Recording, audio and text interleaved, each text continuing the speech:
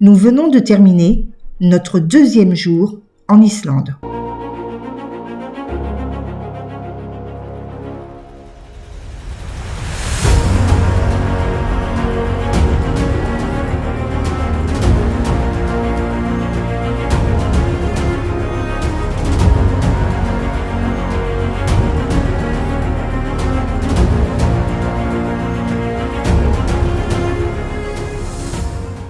Direction le parc national de Vatnajökull.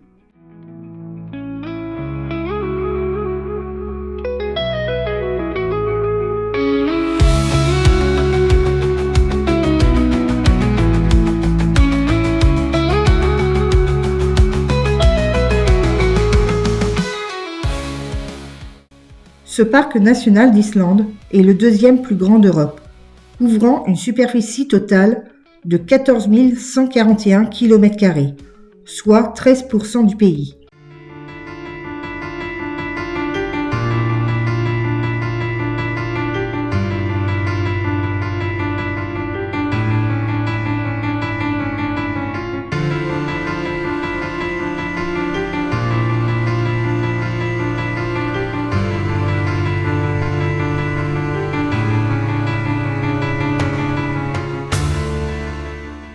Il est inscrit sur la liste du patrimoine mondial de l'UNESCO.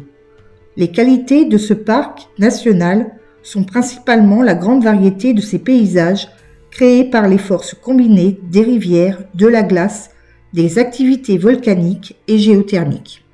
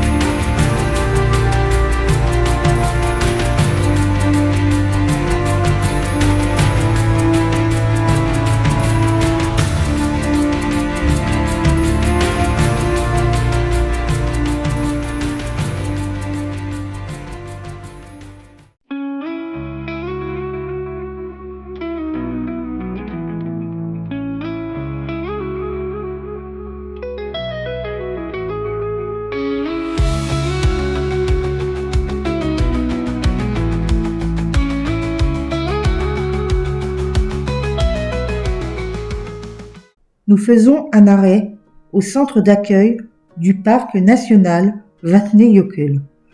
Il sert de point d'information pour le parc national et propose des expositions interactives sur la recherche glaciaire, ainsi que des itinéraires pour partir sur des randonnées.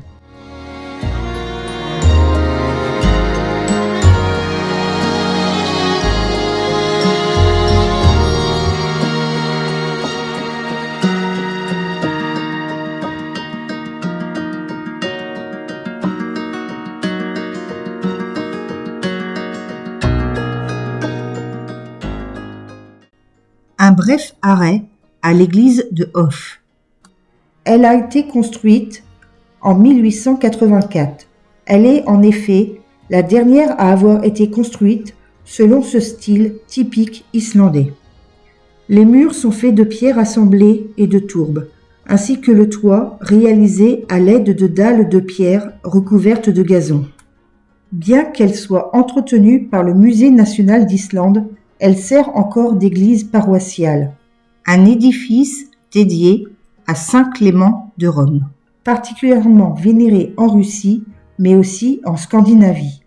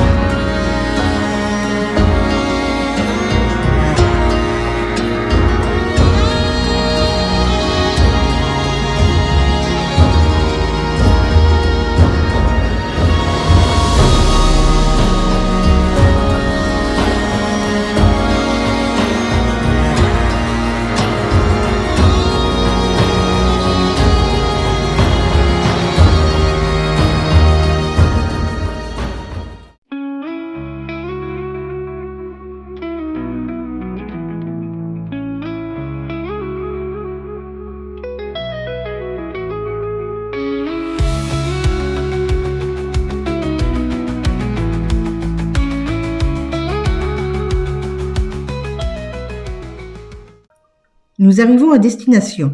De toutes les attractions du sud de l'Islande, la plage de Diamant est probablement la plus spectaculaire. C'est ce type d'endroit que vous recherchez lorsque vous visitez l'Islande. Un site naturel vraiment incroyable, combiné avec quelque chose que vous n'avez jamais vu auparavant.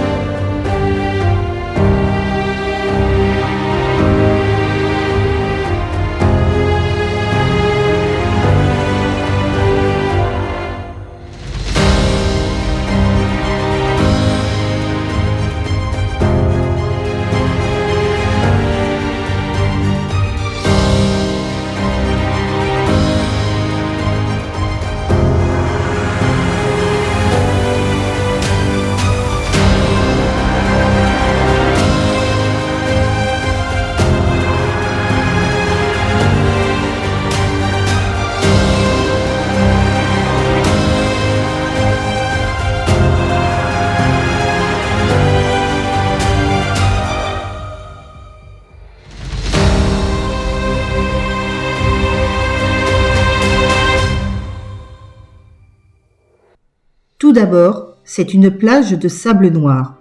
Ça veut dire que le sable est fait de lave, et plus précisément de basalte. Ce type de plage se forme lorsque la lave est rapidement refroidie par l'eau, puis détruite par les marées et les vents forts de l'Islande. Mais ce qui rend la plage si unique, ce sont les morceaux de glace, qui sont posés ici. Ils contrastent bien avec la couleur noire du sable.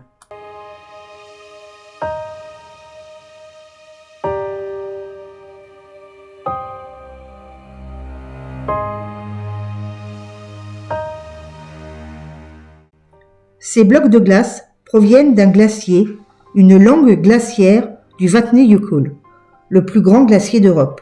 Ce glacier libère constamment des icebergs dans le lagon qui terminent leur course sur la plage de Diamant. Le spectacle est à la fois magnifique et éphémère. Chaque jour, la plage se transforme complètement.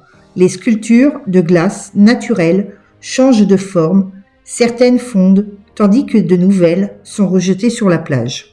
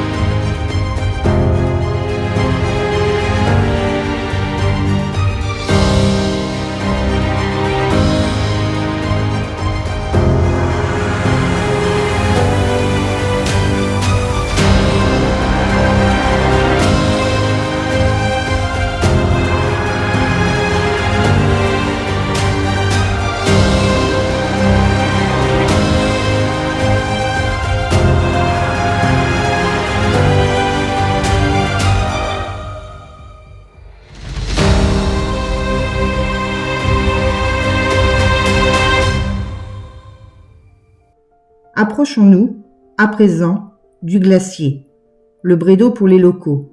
C'est une langue glaciaire qui descend des montagnes depuis le Vatnajökull. Elle est à l'origine du célèbre lagon glaciaire et de la plage de Diamant que nous venons de quitter. C'est la plus grande des 35 langues glaciaires issues de la calotte glaciaire Vatnajökull. Si l'on compare une calotte glaciaire à la paume de la main, les langues glaciaires qui descendent des montagnes en sont les doigts. Le lagon a commencé à se former dans les années 1940-1950 et n'a donc qu'environ 70 ans. Lors de mini-ères glaciaires de 1700 à 1890, le glacier a avancé rapidement dans la vallée. Il a érodé le sol et a poussé les collines. Lorsque le glacier a cessé d'avancer et a commencé à se retirer lentement jusqu'à son niveau actuel, toute l'eau de fonte de glacier a rempli la dépression creusée par celui-ci, située à environ 250 mètres de profondeur sous le niveau de la mer. Il s'agit du point le plus profond d'Islande. D'énormes blocs de glace sont devenus instables et ont commencé à se détacher dans le lagon pour former des icebergs. Certains icebergs du lagon sont là depuis plus de 3 ans. La marée, alors montante, emporte tous les fragments de glace qui se détachent des plus gros icebergs. L'après-midi, à marée descendante, de petits icebergs sont emportés au large, puis reviennent s'échouer sur le rivage, polis par l'océan, constituant ainsi la plage de diamants.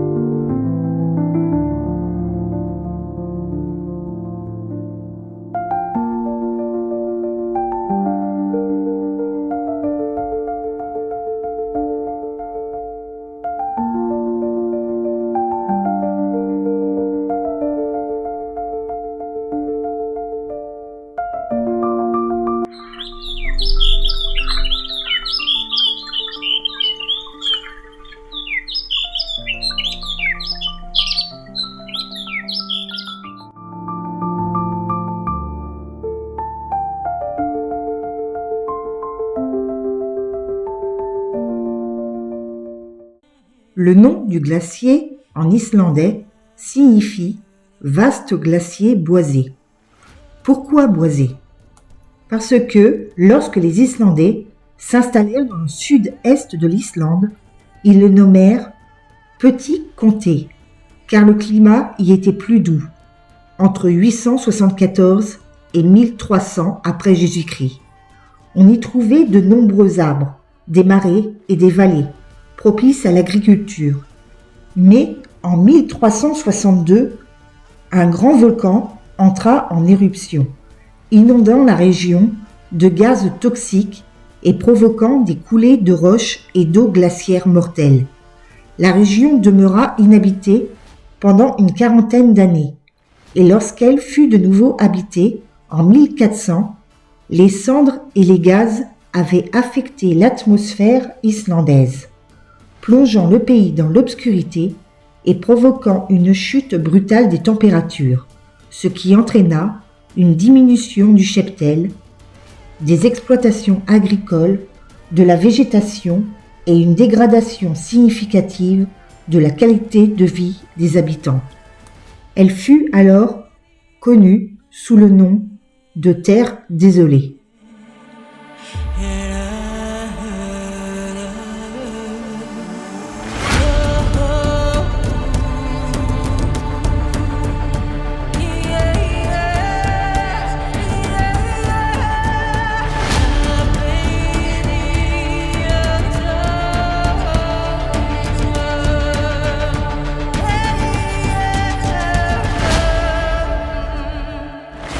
Les eaux froides et très riches en poissons de l'Islande attirent les phoques qui se plaisent à se détendre le long des côtes islandaises. Les phoques sont assez nombreux en Islande, même si leur nombre a tendance à baisser. Le pays en compte tout de même environ 40 000 et les colonies se retrouvent toujours aux mêmes endroits autour de l'île.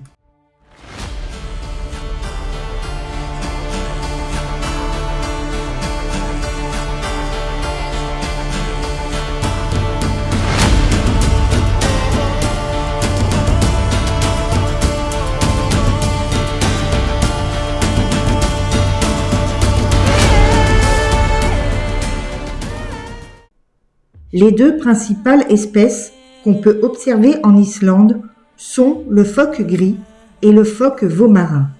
Les phoques gris sont clairement les plus présents en Islande. Ils ont un museau allongé et sont aussi relativement gros, puisqu'ils pèsent entre 150 et 300 kg à l'âge adulte et peuvent mesurer jusqu'à 3 mètres de long.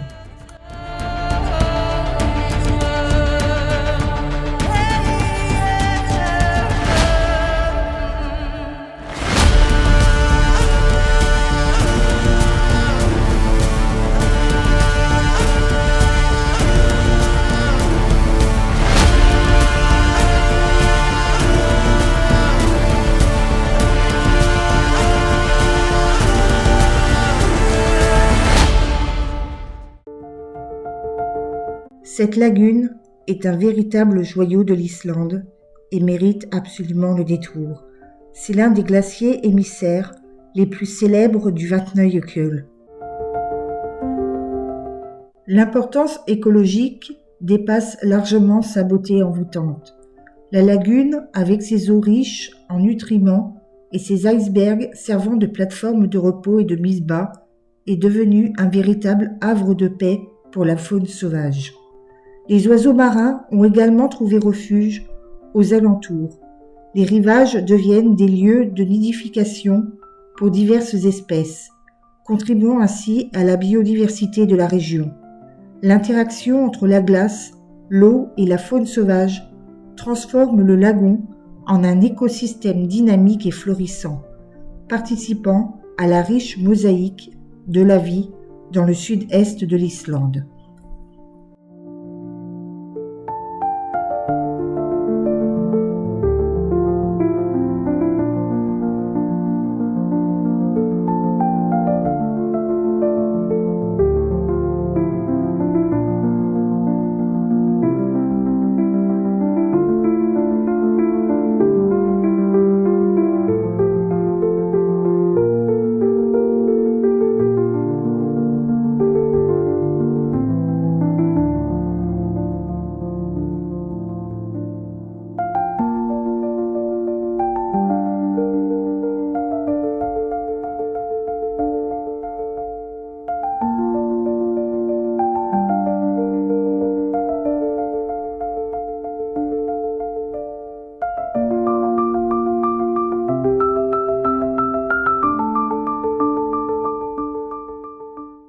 Les phoques, notamment, trouvent refuge sur la banquise, qu'ils utilisent comme sanctuaire pour se prélasser au soleil et donner naissance à leurs petits.